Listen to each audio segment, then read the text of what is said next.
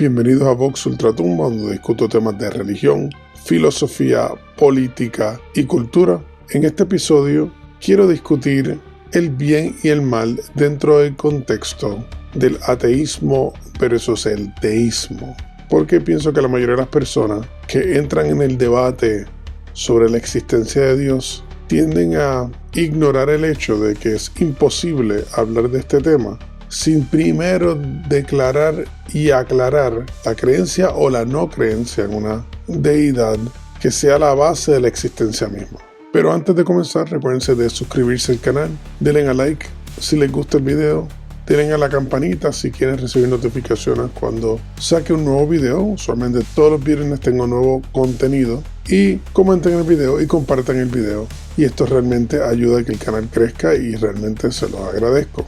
También, antes de comenzar, para aclarar, voy a empezar a poner en las notas del episodio los comentarios y la información adicional que yo usualmente pongo en la parte de abajo del video, que son usualmente etimologías o definiciones, etc. Porque pienso que de esa manera es un poco más fácil manejar ese contenido extra que yo proveo. Así que cuando vaya a añadir alguna información, voy a poner aquí abajo de que va a haber una nota en la descripción. Ustedes pueden pausar, leer la nota y continuar el video, o ver el video completo y después ir a la nota y leerlo, como ustedes quieran hacerlo.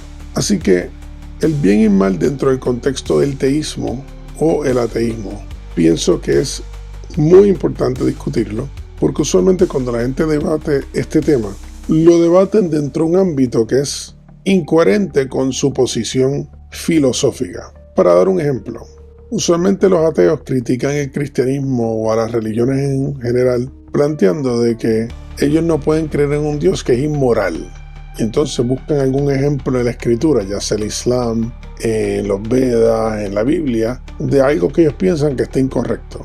Que Dios haya ahogado a miles de personas inocentes, aunque claro, la premisa de la Biblia es que no eran inocentes, pero el planteamiento del crítico es que son inocentes desde su perspectiva. Y usando ese ejemplo, entonces plantean que Dios es inmoral, es injusto, y por lo tanto ese Dios no puede existir. O si existe, es un Dios malo, que de hecho es la premisa de la religión gnóstica, que principalmente se fundamenta en esta filosofía, planteando que el Dios del Viejo Testamento es un Dios perverso y malévolo, y por lo tanto no puede ser el Dios verdadero, tiene que haber un Dios bueno que esté por encima, y que este Dios es un Dios fatulo que ha reemplazado la veneración al Dios verdadero por una veneración a un Dios falso. Existe todo un sistema religioso basado en eso, que se llama el gnosticismo. Pero claro, inclusive en esa misma religión, al ellos sí creer que existe un Dios, entonces lo único que están haciendo es invirtiendo los conceptos del bien y el mal, o modificándolos, alterándolos para redefinir lo que esto significa dentro de un contexto teológico. O sea, en otras palabras, estas personas todavía creen en Dios, es simplemente que ellos creen que el Dios particular X es falso o es malo, pero siguen creyendo en Dios. Pero cuando el ateo critica cualquier religión, está en una posición absurdamente imposible, porque está tratando de argumentar que Dios no existe, o sea, que no existe una entidad creadora o base en su fundamento de la existencia, y que al ser humano haberlo creado, pues realmente todo lo que subyace a la existencia es la nada, o al menos un algo que salió de la nada. Pero el problema con esa posición es que con esa posición uno no puede argumentar que existe el bien y el mal,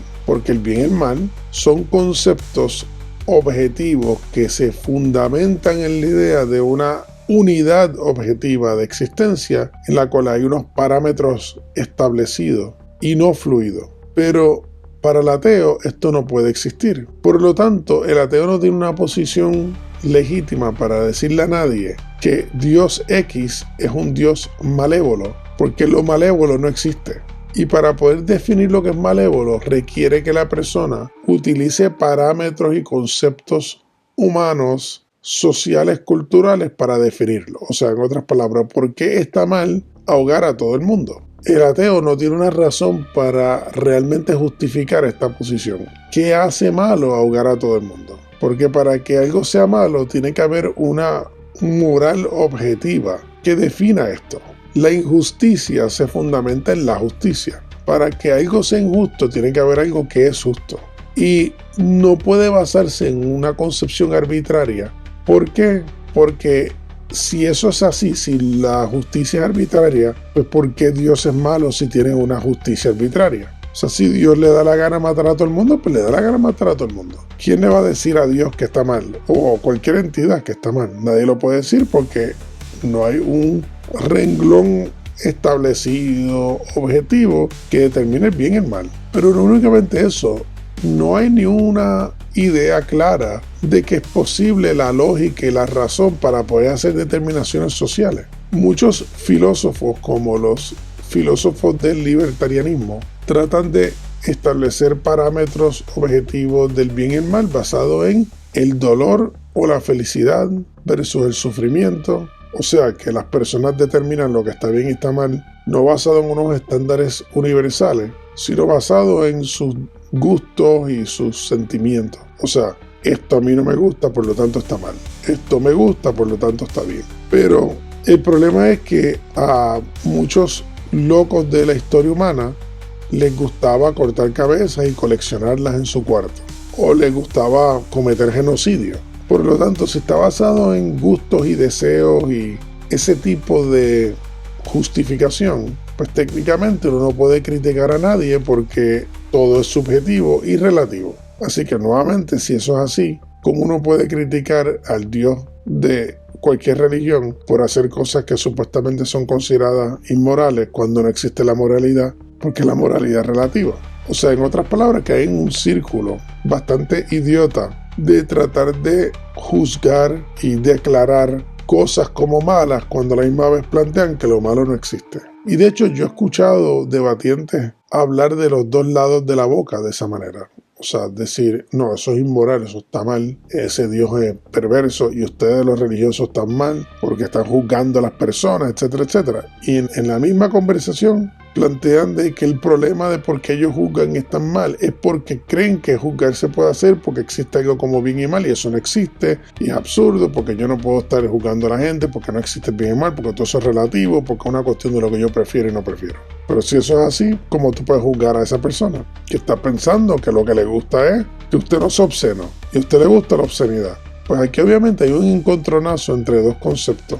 Pero la idea de religioso es que existe tal cosa como la obscenidad objetiva y que por lo tanto moralmente y universalmente esto no debería ser bien permitido porque hay una creencia en que existe tal cosa como un Dios que establece unos parámetros de lo que es obsceno y no obsceno. Un ejemplo, mientras el que no cree en Dios o inclusive el agnóstico, que es básicamente lo mismo, plantea de que todos esos conceptos de obscenidad y todos esos conceptos de moralidad es relativo y que es una cuestión de gustos personales. Pues si eso es así, el que no le gusta la obscenidad y cree que Dios es la razón, no cambia el hecho de que sigue siendo una preferencia. Por lo tanto, tú tampoco lo puedes juzgar. Si yo no puedo juzgar a las personas, pues las personas no pueden juzgar a mí tampoco y terminamos un cero. Nada se puede juzgar. Entonces la persona que cree en eso está siendo un hipócrita y un mentiroso y un manipulador porque está predicando la moral en calzoncillos, como se dice en mi país. Y la cuestión esta del agnóstico también es interesante porque el agnóstico, que es básicamente un ateo pero sin fortaleza de carácter de tirarse al vacío, declarándose ateo.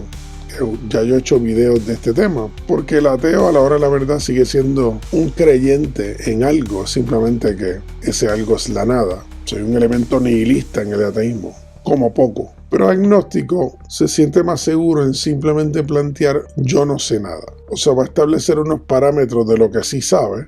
Yo sé lo que puedo observar, yo sé lo que puedo sentir, lo que puedo palpar, la lógica, la razón, pero hay unos ámbitos que yo no puedo conocer y por lo tanto me declaro agnóstico, que no sé. Y claro, esto suena muy razonable. La verdad es que todos vamos a tener lagunas y áreas que son imposibles para nosotros conocer. Eso es un hecho. Inclusive yo no sé lo que está detrás de una pared, de una casa, detrás de un carro. Yo no tengo la visión para ver lo que está detrás. Por eso es que los sentidos no son suficientes.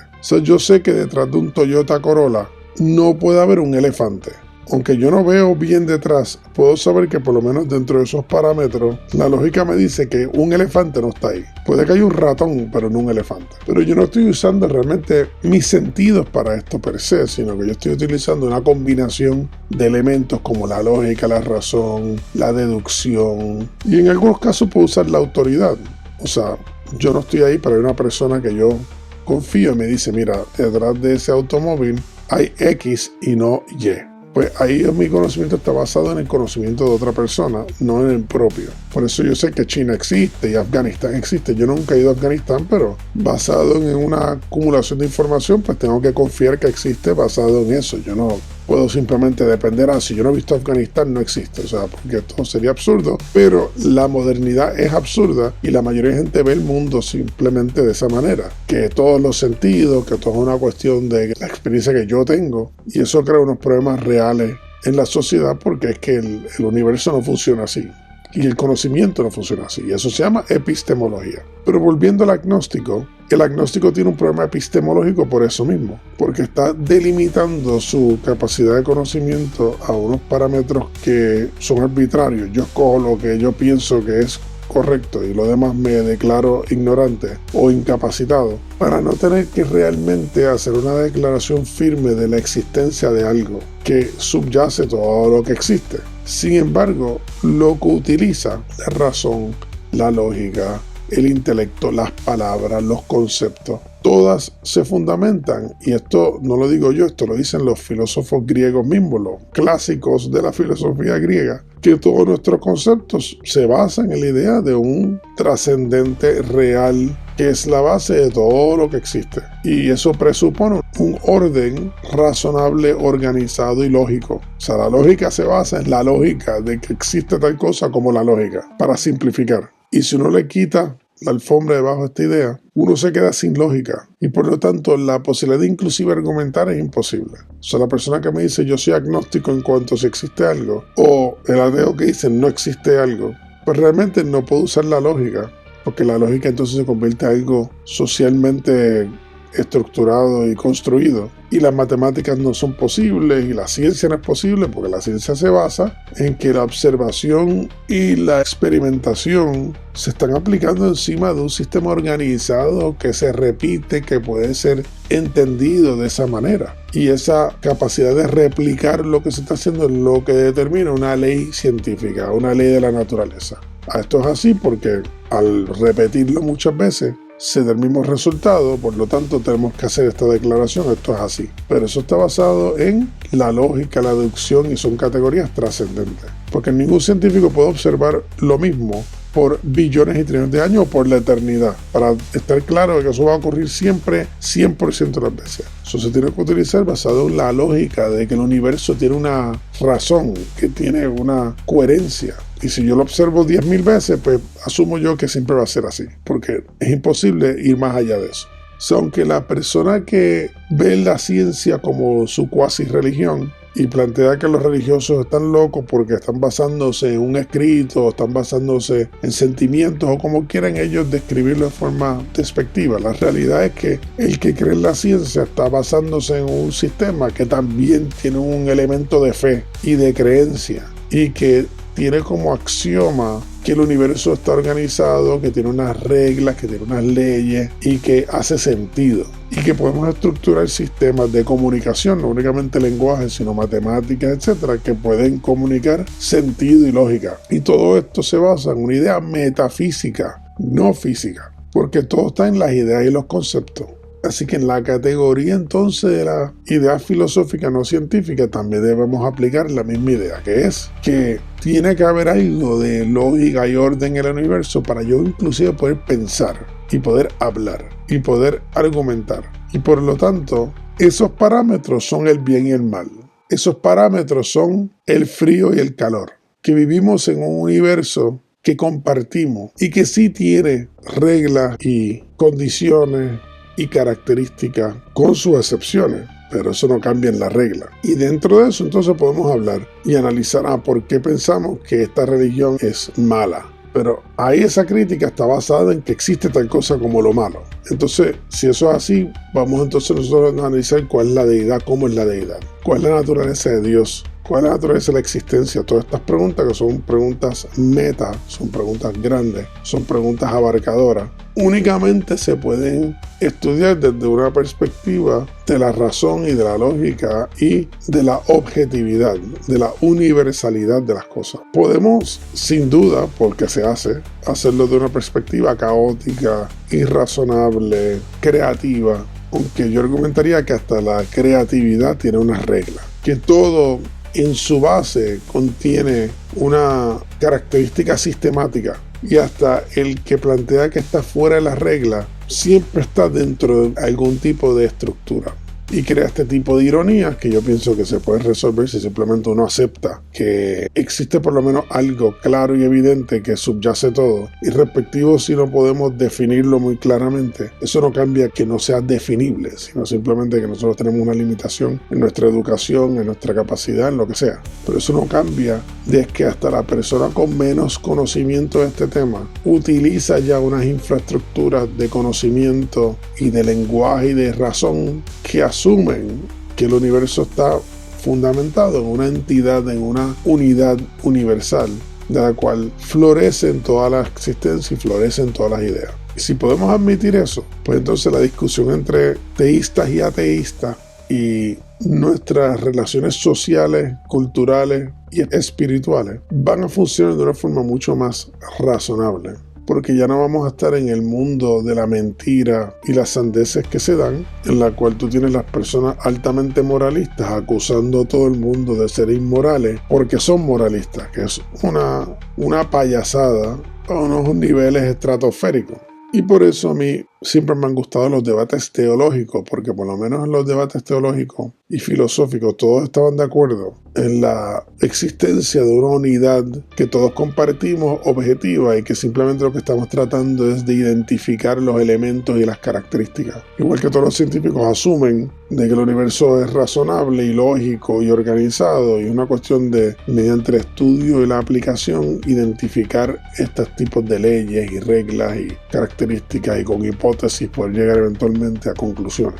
Pero todos están de acuerdo en lo base. Pero si entramos en el ámbito de personas que creen que nada de esto es posible, pues ni la ciencia, ni la filosofía, ni la ontología se puede hacer, y terminamos en un ámbito de descontrol y confusión. Y siempre detrás de los confundidos está el mercante, que su único objetivo es continuar generando un sentido de nihilismo en la sociedad para poder continuar vendiendo porquería a la gente y que sigan con sus depresiones y sus melcochas mentales para poder seguir explotándolos y generando ingresos y capital.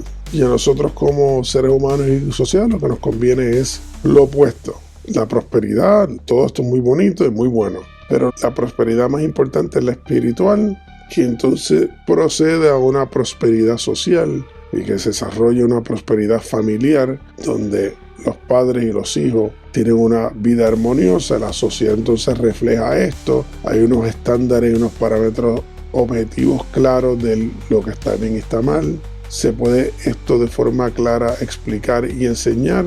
Todo entonces se va poniendo en su categoría. Estamos ante un universo hermoso, organizado, que nos permite entonces, mediante un proceso de estudio y de investigación y de meditación, llegar a tener una vida que realmente valga la pena. Y ese es realmente el tema que a mí me importa y más me gusta en este canal. Así que espero que el tema por lo menos les haya interesado. Por favor, recuérdense de suscribirse al canal, denle a like si les gusta el video, compartan el video y denle a la campanita si quieren recibir notificaciones cuando salga un nuevo video, y yo con mucho gusto puedo compartir con ustedes ahí. Así que gracias por estar conmigo, nos vemos en la próxima.